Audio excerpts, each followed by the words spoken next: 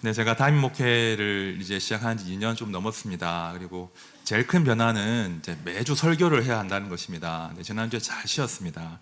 잘 쉬고, 또 새로운 이제 설교를 시리즈를 좀 구상을 하는 시간을 가졌는데요. 제가 매주 설교하는 그런 삶이 시작되면서 제 안에 끊임없이 이어지는 싸움들이 있습니다. 두 가지 종류의 싸움인데, 첫 번째는 네가 선포한 대로 살고 있는가? 네가 말씀을 전했는데 그 전한 말씀대로 살기 위해서 실험하고 있는가? 이런 싸움이 하나 있습니다. 두 번째는 그런 싸움은 고사하고 너 정말 네가 전한 말씀을 믿기는 하냐? 너 정말 네가 전한 그 말씀을 믿기는 하는 거냐 하는 그런 내적인 싸움들이 있습니다. 참 시대가 악하지 않습니까? 이 악한 시대 가운데 과연 이 교회가, 하나드림 교회가 이 악한 시대와 맞설 수 있을 것인가? 과연 내가 전하는 이 복음이, 하나님의 복음이 우리 시대의 대안이 되고 소망이 될 수 있겠는가? 예배를 떠나버린 우리의 믿음의 가정의 자녀들이 언제쯤 정말 다시 예배 가운데 돌아올 수 있을까? 내가 내 아이를 지킬 수 있을까? 말씀으로 예수 믿는 우리의 삶에, 내 삶에 정말 세상과는 좀 다른 감동이 있기는 한 건가? 그런 고민들을 제가 한 번씩 하고 질문을 던집니다. 사실은 이게 굉장히 큰 목회자로서의 부담입니다. 때로는요, 저의 모든 사역에 대해서 질문하고 의심하거든요. 매주 하는 설교, 또 매주 순장반, 제자반, 사역반 제가 감당하고 있는데요.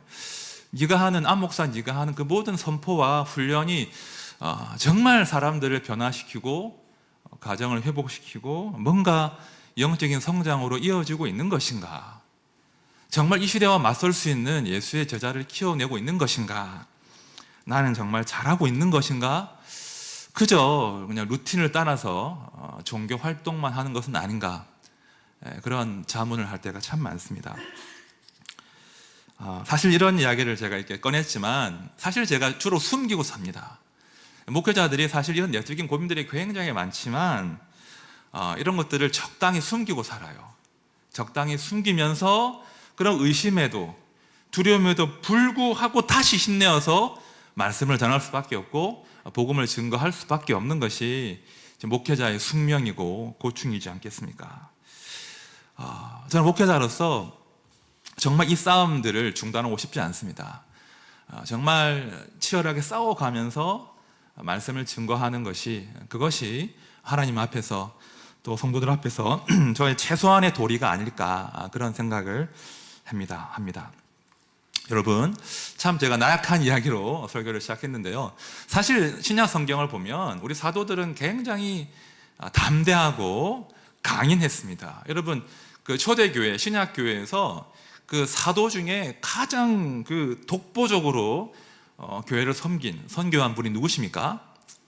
사도 바울 아니겠습니까? 사도 바울이 참 그 신약 성경 27권 가운데 13권이 사도 바울의 작품이거든요. 그가 죽음을 불사하고 정말 죽기까지, 순교를 당하기까지 주와 복음을 위해 달려갔는데요.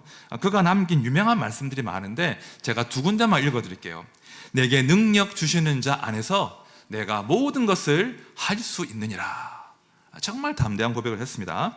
이런 고백도 했죠. 내가 달려갈 길과 주 예수께 받은 사명, 곧 하나님의 은혜의 복음을 증언하는 일을 마치려 하면은 나의 생명조차 조금도 귀한 것으로 여기지 아니하노라. 나의 생명조차 조금도 귀한 것으로 여기지 아니하노라. 이런 고백을 한 사람이 사도 바울입니다. 참으로 강직하고 담대한 사람이었고요. 사도행전 우리가 묵상하는 중에 있는데 사도행전을 보시면 사도 베드로를 혼냈던 사람이 사도 바울이에요. 그리고 자기 소신을 따라서 사도 바나바와 한판 붙었던 사람이 또 사도 바울입니다. 굉장히 강인하고 강직한 그런 이미지가 그려지시죠. 자, 그런데 놀랍게도 이 사도가 말씀을 기록하는 가운데 정말 자신의 연약함을 고백하는 부분이 나온다는 거예요. 자, 오늘 본문 2장 3절 말씀 보십시오. 내가 너희 가운데 거할 때 약하고 두려워하고 심히 떨었노라. 내가 너희 가운데 거할 때 약하고 두렵고 심히 떨었다라고 고린도 전서에서 바울이 이런 연약한 고백을 하고 있습니다. 이게 무슨 말인고 하니 지금 바울이 섬겼던 그 고린도라는 도시 자체가 너무나 악했기 때문에 사도 바울을 약하게 만들고 두렵게 만들고 떨게 만들었다는 거예요. 동시에 그 악한 도시 가운데서 이 교회를 개척하는 그 과정이 너무나 힘겨워서 나는 약하고 두려워하고 힘이 떨었다, 이런 고백을 바울이 합니다. 저는 이 고백을 일찍부터 제가 묵상을 했었거든요. 20대 중반부터. 너무나 고마운 고백이에요. 이런 고백이 없었다면 저는 별로 사도 바울을 좋아하지 않았을 거예요. 찔러도 피 한 방울 안 날 것 같은 그런 사람은 좀 매력 없지 않습니까? 그런데 이 고백 때문에 제가 바울을 더 좋아하게 됐습니다. 그리고 동시에 궁금해지지 않으십니까? 그 강인한 담대한 사도 바울을 약하고 두렵고 떨게 만들었던 그 고린도라는 도시가 도대체 어떤 도시였는가? 동시에 그럼에도 불구하고 어떻게 바울은 그 두려운 상황을, 떨리는 상황을 극복하고 마침내 교회를 세웠던가? 이런 것들을 우리가 반드시 질문해야 될 것이죠. 자, 그런 질문을 가지고 제가 앞으로 한 6주, 7주 정도를 이 고린도전서 말씀을 나누려고 합니다. 사실 이 고린도전서 말씀은요, 이 교회의 어떤 지저분하고 부끄러운 문제를 가장 적나라하게 담고 있는 그런 말씀이에요. 그래서 이 고린도 교회의 속사정을 들여다보면 교회는 정말로 죄인들의 공동체구나. 어떤 이상적인 공동체 이전에 정말 죄인들이 모여서 이루어내는 그 현실이 이렇구나 하는 것들을 발견할 수가 있다는 거예요. 그러나 기억할 것은 말입니다. 이 교회의 현실, 언뜻 보기에 문제가 많고 문란하고 정말 말이 안 되는 이 현실이 사람이 쥐고 흔드는 것처럼 보이지만 실상은 그 배후에 성령께서 여전히 그 교회를 쥐고 계신다는 거예요. 언뜻 보기에는 사람이 좌지우지하고 사람이 교회를 세우는 것 같지만 결국은 사람이 아니라 사람의 그 죄악들을 무너뜨리시고 주의 성령께서 당신의 교회를 세워가신다는 거예요. 교회가 이 진실을 올바로 깨달아야 비로소 사람들이 그저 모이는 사람들의 모임이 아니라 하나님의 집, 하나님의 교회가 된다는 것입니다. 자, 오늘 말씀은요, 이제 그 고린도전서 시리즈 첫 시간인데요. 전체 시리즈의 서론으로 준비를 제가 했습니다. 그래서 첫 시간이니까 좀 배경적인 이야기를 주로 하면서 말씀을 한번 풀어보겠습니다. 자, 고린도라는 도시, 혹시 성지순례 가본 적 있으십니까? 그죠? 못 가봤어, 저도 이제. 정말 아름다운 도시라고 해요. 아름다운 도시라고 하고, 운하도 이렇게 뚫려 있다고 합니다. 그리고 이제 고대 그리스 아폴로 신전도 있고 그런 아주 이제 유적지인데요. 이 고린도는 사도 바울이 2차 선교 여행 중에 방문한 도시예요. 그러니까 2차 선교 여행의 거의 마지막 사역지인데요. 이 고린도는 원래 그리스 도시였다가 로마가 완전히 이제 고린도를 이제 파괴한 다음에 카이사르 시저가 주전 46년 즈음에 다시 고린도를 재건해요. 그래서 굉장히 이제 큰 로마의 식민지가 되는데 바울이 선교할 당시에 고린도 인구가 자유민들 20만 명 그리고 노예들 40만 명 정도에서 60만 정도의 거대한 도시였습니다. 지금으로 치면 1000만 넘는 거예요. 그러니까 메가시티가 이제 고린도였는데요. 이 고린도가 여러 면에서 굉장한 특징들을 가지고 있었어요. 이 특징들이 고린도의 어떤 그 사람들의 어떤 특성들을 만들어내었는데요. 자, 두 가지 한번 보겠습니다. 두 가지 면이 그런데요. 먼저 이제 그 지리적으로 보면 지리적으로 고린도가 굉장히 특별한 곳에 위치하고 있습니다. 제가 한번 사진을 보여드리겠습니다. 제가 차례로 보여드릴 텐데요. 자, 저 지역이 이제 동그라미, 빨간 동그라미 안에 작은 동그라미가 고린도인데 확대해 보겠습니다. 자, 확대해 보면 다시 앞장 사진이요. 그 반도와 반도를 이어주는 그 지협에 고린도가 위치해 있어요. 그 다음 사진 보시면 위성 사진인데요. 이 현대에 찍은 위성 사진이기 때문에 중간에 이 지역을 가로지르는 그 운하가 보이시죠? 그러니까 고린도는 폭이 7km도 안 되는 그 지협에 위치한 그런 도시입니다. 그래서 그리스의 남쪽과 북쪽을 이어주는, 육로로 이어주는 그런 도시였고요. 자, 고린도를 사이에 두고 양쪽에 큰 바다가 있는 거예요. 그렇죠? 한쪽은 아드리안, 한쪽은 에게해, 이런 바다가 있어가지고 두 개의 바다를 연결하는 그런 해상 교통의 요충지였습니다. 근데 그 다음 사진 보시면요, 이 고린도가 이제 동그라미로 보여줄 텐데, 고린도의 서쪽에서 동쪽으로 갈 때 사실은 배로 가려면 밑으로 삥 돌아가야 돼요. 삥 돌아서 그리스의 서부에서 그리스의 동부로 가야 되는데, 그러면 길도 엄청 멀고 또 해로가 험하기 때문에 위험하지 않습니까? 그래서 이제 이 고린도가 어떤 식으로 기능을 했냐면, 큰 배들이 고린도 서쪽 항구에 정박을 합니다. 정박을 하고 짐을 다 내려요. 짐을 다 내리면 인부들이 약 7km 정도의 육로를 통해서 짐을 나릅니다. 그러고 난 다음에 동쪽 항구에 있는 큰 배에 그 짐을 실어요. 그러면 배들이 그리스 남단을 삥 돌 필요 없이, 그죠? 배에서 배로 화물을 옮겨 실을 수 있는 거예요. 작은 배들의 경우는 기록을 보니까 배 자체를 끌어올렸다고 해요. 배 자체를 끌어올려서 롤러들을 통해서 배 자체를 육로를 통해서 이동시켜서 동쪽 바다로, 서쪽 바다로 이렇게 배를 옮겼던 것이죠. 그러니까 이 고린도는 남북으로는 이제 그 남그리스와 북그리스를 이어주는 그런 교통의 요충지였고, 이 서쪽과 동쪽의 항구들을 통해서 이제 해상 교통의 요충지로 그렇게 성장한 그런 도시인 거예요. 아무튼 이 도시에서 이렇게 물건을 실어 나르고 배를 실어 나라야 하기 때문에 제일 발달한 산업이 뭐겠습니까? 제일 발달한 산업, 짐을 실어 나르는 일, 운수업. 이 운수업이 정말 발달하는 거예요. 그러니까 고린도는 동서남북으로 수없이 이제 짐을 실어 나르는 인부들이 필요했고요. 그런 이유로 많은 이민자들이 이 고린도에 모여들었다고 합니다. 그러니까 이제 자신의 어떤 고향이 아닌 뜨내기들이 이제 많이 모이는 곳이 바로 이 고린도라는 도시였습니다. 그러니까 어떤 또 사람이 발달할까요? 숙박업, 그죠? 그다음에 요식업, 그죠? 먹고 마시는 산업들이 발달한 곳이 고린도였습니다. 자, 그런데 말입니다. 이렇게 많은 이방인들과 이민자들과 뜨내기들이 모이다 보니까 이 도시가 하나의 특성이 생겨버려요. 어떤 특성이 생기는 거 하니 거칠어요. 거칩니다. 그러니까 자신의 본거지가 아니라 이민 왔기 때문에 먹고 살아야 되기 때문에 굉장히 사람들이 거칠 수밖에 없어요. 그리고 서로 다시는 안 볼 사이가 많기 때문에 서로 믿지 않았다고 해요. 사람을 믿지 않았습니다. 그리고 사기를 치고 등쳐먹는 일이 굉장히 많았겠죠. 다시 안 볼 사이니까.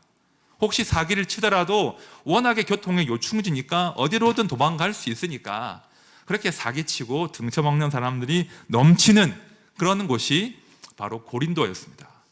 거칠고 서로 믿지 않고 서로 속이고 빼앗고 그런 곳이 고린도였습니다. 그래서 우리가 고린도 후서를 보면 이 고린도 사람들이 사람을 워낙 안 믿으니까 심지어는 교회를 개척하고 설립한 바울도 잘 믿지 않아요.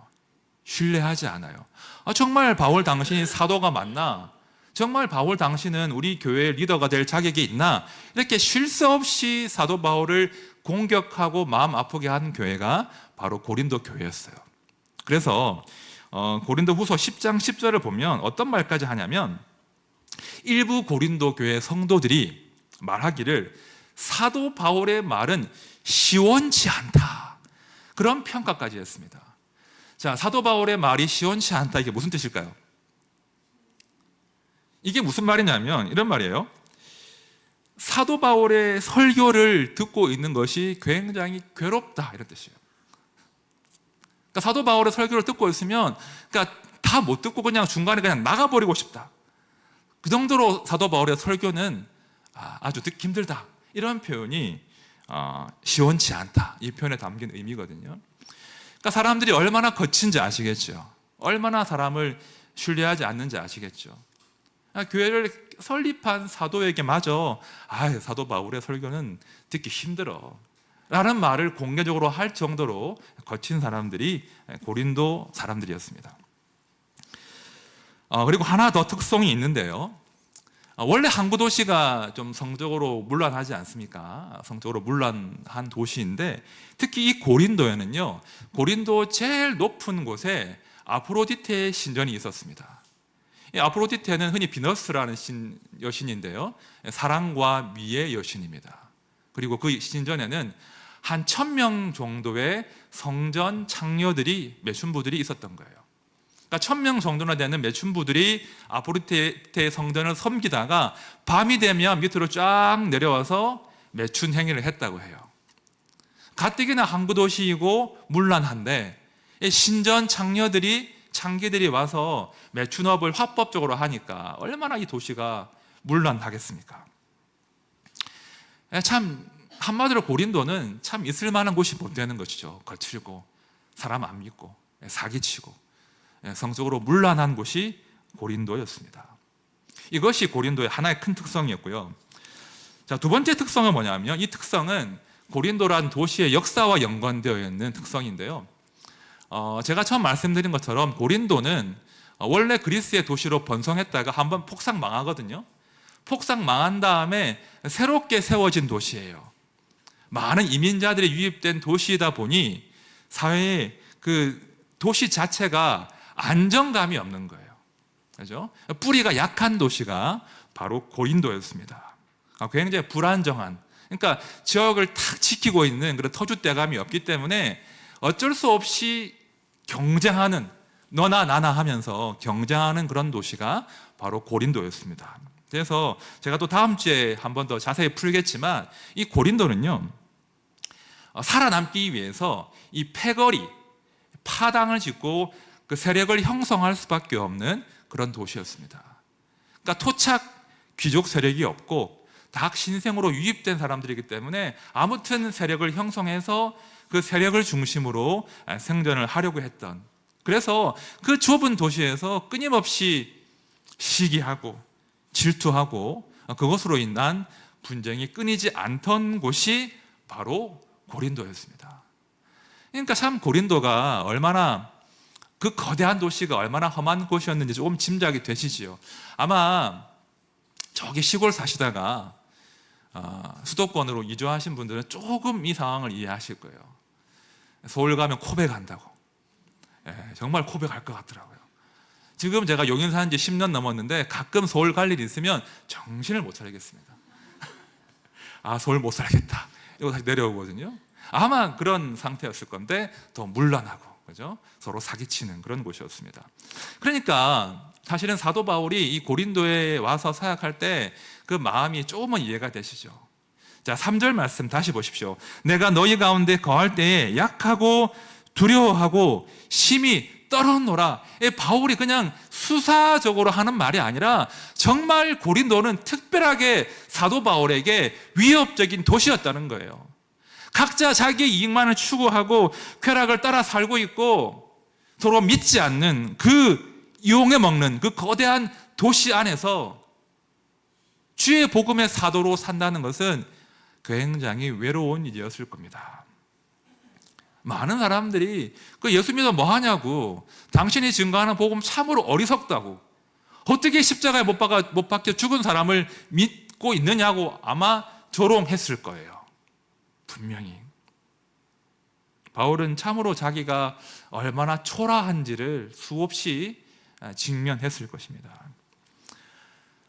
과연 예수 그리스도의 복음이 이 도시를 변화시킬 수 있을까?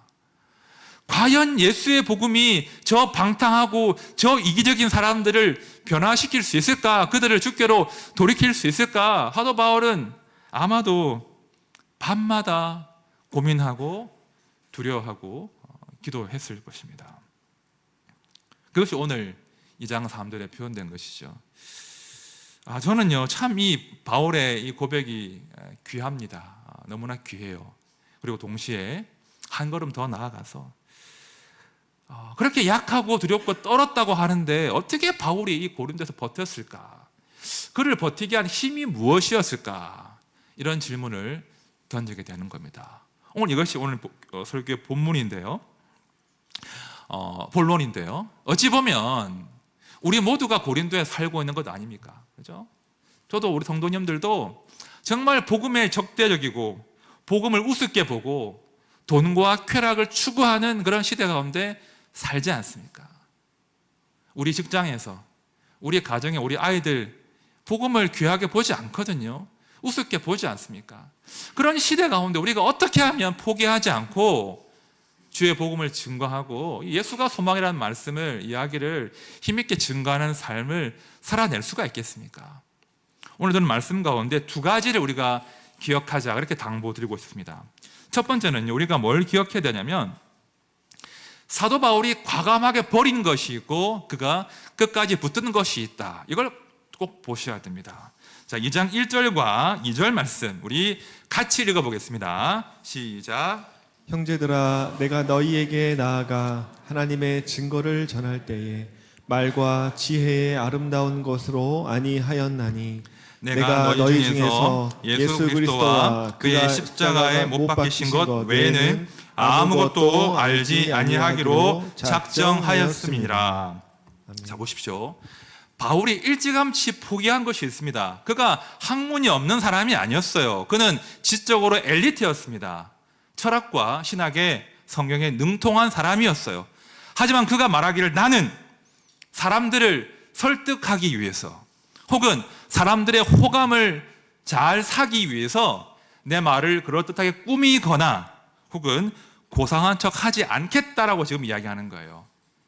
대신 그가 무엇을 붙들겠다고 합니까? 오직 예수 그리스도와 그의 십자가만 알겠다라고 지금 이야기하는 거예요.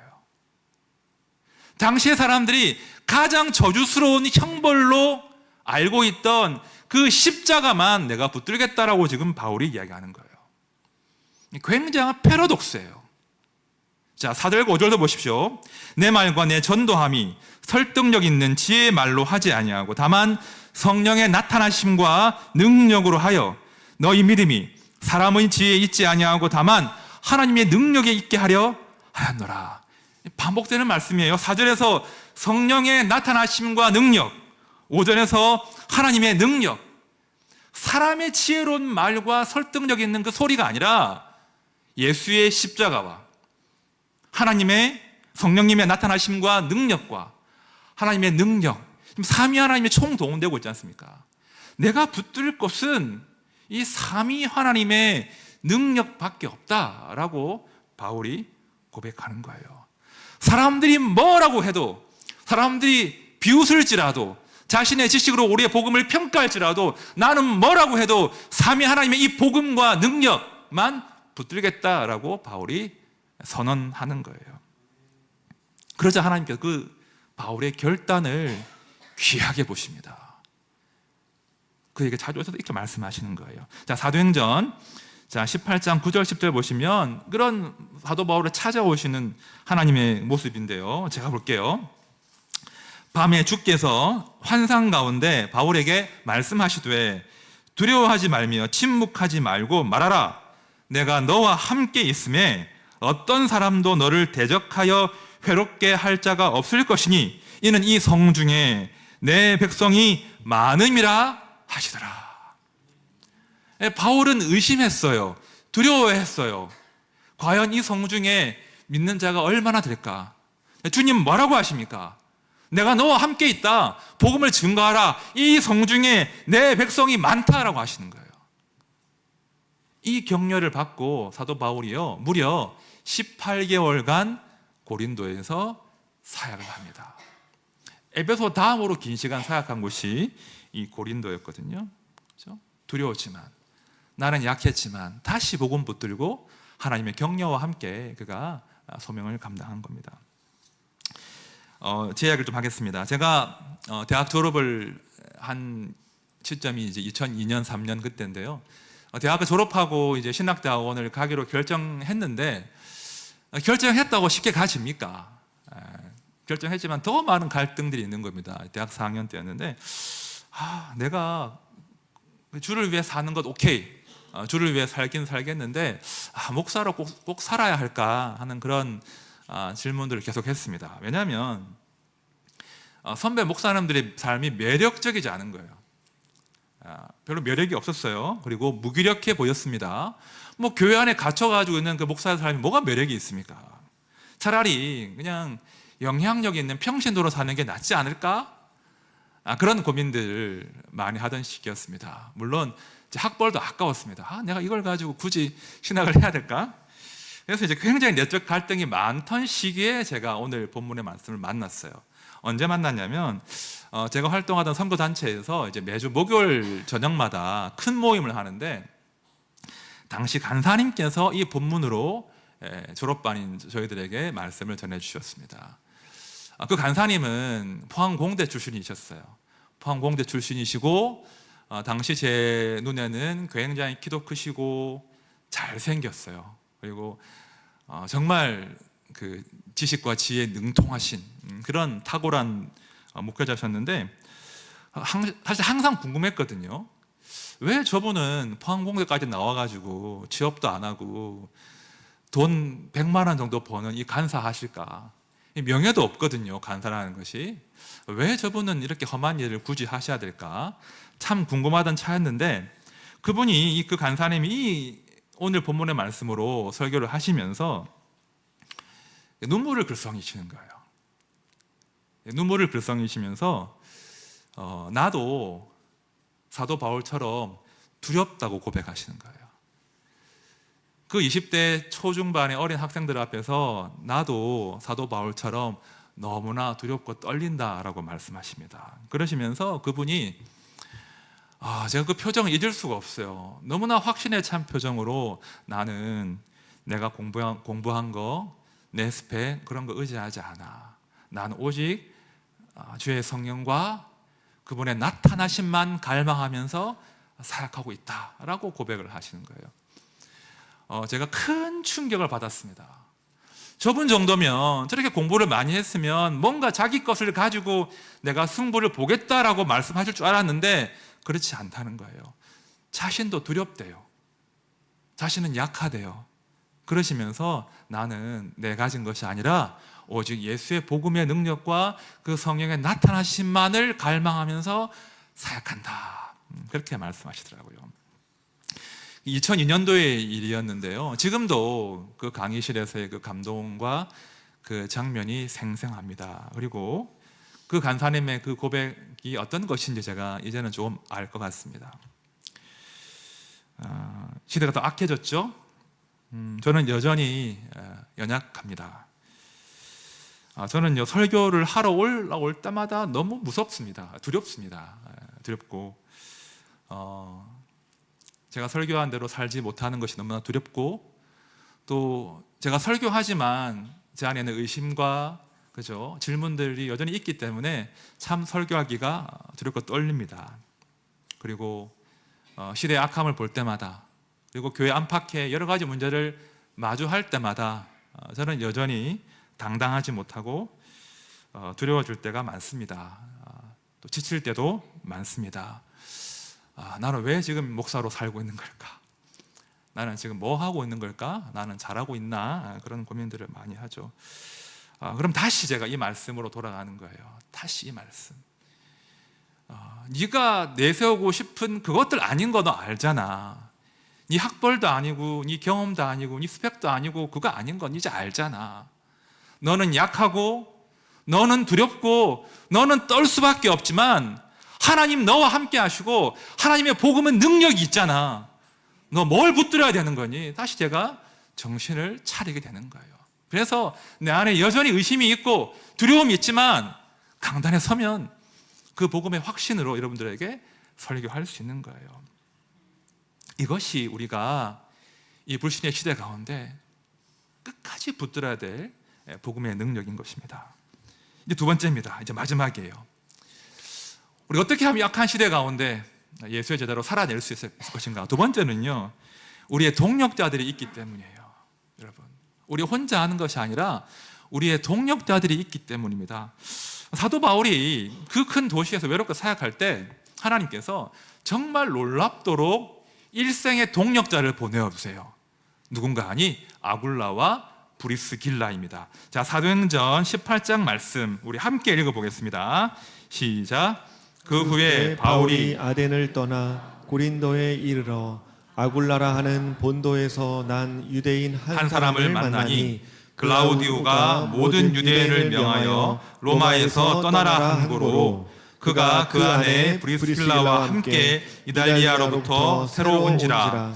바울이 그들에게 가음에 생업이 같으므로 함께 살며 일을 하니 그 생업은 천막을 만드는 것이었더라. 바울이 아굴라 부부를 만납니다. 그리고 같이 천막 만들면서 생업이 벌면서 자비랑 선교를 합니다. 사실 고린도 교회 말씀드린 것처럼 사람들이 좀 악하고 이제 사람을 잘 믿지 않으니까 바울이 염려한 거예요. 내가 혹시 이제 막 생겨난 이 약한 고린도 교회에 재정 후원을 받으면 내가 오해를 받을 수도 있겠다. 그래서 교회의 덕을 위해서 바울이 일체의 사례비를 받지 않고 자기 스스로 돈을 벌면서 이제 사역을 하게 되는데요. 그때 사도 바울 앞에 딱 나타난 사람들이 브리스길라와 아굴라 부부인 거예요. 같이 천막 만들면서, 그죠? 그 힘겨운 시절, 그 약하고 두렵고 떨리는 그 도시 가운데서 이들이 동력을 한 겁니다. 여러분, 외로울 때, 힘들 때, 그 고난을 함께 통과한 동력자가 진짜 동력자예요. 내가 좋을 때, 내가 잘 나갈 때 함께한 사람들은 믿을 사람이 못 됩니다. 정말 나의 동력자는 나에게 아무런 기대할 것이 없는데 나는 약하고 두렵고 떨리는 사람인데 그런 나의 외로운 시절을 알아주고 내 곁을 지켜주는, 함께 좁은 길을 가주는 그 사람이 진짜 동력자인데요. 이 아굴라와 브리스길라가 그런 동력자의 삶을 바울 옆에서 살아내었던 거예요. 그래서 이제 생략하겠지만 시간이 많이 가서 이 고린도 전서 끝절이나 로마서나 이런 말씀들을 보면 이 끊임없이 기회가 닿는 대로 사도 바울은 아굴라 부부의 이야기를 합니다. 그리고 하나만 제가 언급해드리면 바울이 이제 2차 투옥이 되어서 정말 그가 마지막으로 쓴 편지가 디모데 후서인데요. 그 디모데 후서에서도 아굴라 부부를 이야기해요. 자, 디모데 후서 4장 19절입니다. 브리스가와 아굴라와 및 오네시보르의 집에 문안하라. 마지막까지 이 아굴라 브리스글라 부부가 사도 바울의 동력자가 되어 주었던 거예요. 그래서 사도 바울이 그 힘겨운 두려운 그 선교 사명을 마지막까지 완수한 것입니다. 우리 하나님 아시거든요. 우리가 혼자 할 수 없다는 걸 아시기 때문에 동력자들을 보내어 주십니다. 특별히 내가 외로울 때, 힘겨울 때, 내가 가장 약하고 두려울 때, 그때 내 옆에 귀한 사람들을 보내어 주셔서 그들과 함께 그 시절을 통과하게 하시는 거예요. 그것이 당신의 성도들을 지켜주시는 우리 하나님의 방식입니다. 이제 말씀을 정리합니다. 네, 교회가 세워진 지 2년 조금 지났지요. 제가 한번 정리해 보니까 어른 성도들만 한 110명 정도가 새가족에 오셨더라고요. 한 110명 정도가 이제 분당우리교회 출신이 아니신 분들이 이제 오셔서 정착까지 하셨습니다. 참 어려운 시기인데 정말 많은 분들이 교회에 함께해 주셨고 교회가 은혜 가운데 또 추가로 이제 임대도 하고 잘 성장하고 있는데요. 우리가 기억해야 할 것이 무엇이겠습니까? 우리는 약하고 두렵고 떨 수밖에 없는 존재라는 거예요. 하지만 그런 미약한 우리와 누가 함께 하신다고요? 하나님이 함께 하신다. 제가 다시 한번 사도행전 말씀 읽어드릴게요. 내가 너와 함께 있음에 어떤 사람도 너를 대적하여 해롭게 할 자가 없을 것이니 이는 이 성 중에 내 백성이 많음이라 하시더라. 그렇죠. 주님 우리와 함께 하시기 때문에 우리가 마지막까지 이 복음을 증거하는 교회 사명을 감당할 수 있는 거예요. 동시에 우리가 혼자 하는 것이 아니라 수많은 동력자들이 있습니다. 분립 이후 지금까지 함께 수고해 주시고 함께 땀 흘려 주시고 또 함께 아파해 주시고 눈물 흘려 주신 많은 분들이 계시거든요. 정말 감사한 마음을 전합니다. 동시에 또 새로 합류하셔서 또 새로운 동력자로 우리의 지친 마음을 유래해 주시는 우리 많은 새가족들을 진심으로 환영합니다. 우리가 이제 함께 어우러져서 함께 귀한 동력자가 되어서 이 지역 가운데 교회를 세워가고 하나님의 구원의 방주의 사명을 감당하는 겁니다. 우리가 그렇게 함께 어우러져서 함께 하신 하나님을 신뢰하면서 동력자의 손을 잡고 그래서 많은 영혼들을 주께 돌아오게 만드는 그런 교회의 사명을 복되게 감당하시기를 진심으로 축원드립니다. 우리 찬양합시다. 세상의 유혹 시험이라는 찬양 아시죠? 교회는 사실은 죄인들의 공동체 아닙니까? 그리고 약한 사람들의 공동체입니다. 그래서 늘 유혹과 시험 앞에 노출될 수밖에 없고 특히 이제 흩어진 교회로 살아내기에는 참 한 명 한 명이 참 연약하죠. 하지만 기억할 것은 당신의 성도들은 당신의 교회는 성령께서 보호하시고 지켜가십니다. 그렇죠? 이걸 기억한다면 우리가 잘 살아낼 수 있는 거예요. 우리 함께 찬양으로 우리의 믿음을 고백하겠습니다.